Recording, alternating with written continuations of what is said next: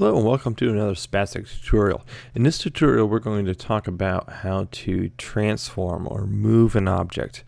And there's a couple ways that you can do that. First of all, in Blender 2.7 you need to be in object mode and select the object you want to transform. And transform just means to move or rotate. And so you see I have this triangular object selected here, and I want it to match the background image right back here. So I need to rotate it 180 degrees. There's a couple ways that I can do that. First of all, I can go through the menu and hit Object.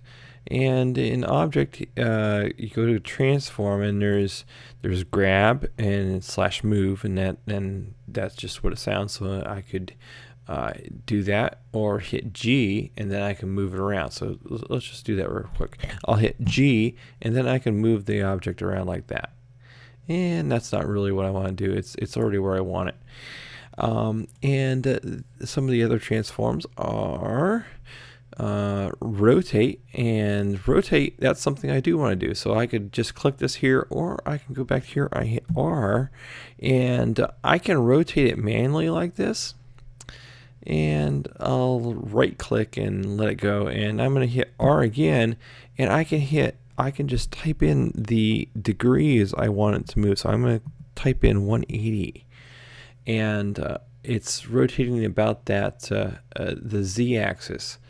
Now I could hit Y or X and rotate about the X or Y axis, but I want to rotate around the Z-axis, so that's what it did. I'm going to left click to accept that change. If I right click, it'll go back to the way it was. So now I can oh, by the way, you can just click these arrows and drag them, and it moves it around. And it's a little bit bigger than I want. So back here in the menu, remember, we also transform, and you can hit S for scale. So over here, hit S, and then I can just kind of scale in. Oh, too small, too small. Oh, that's just about right.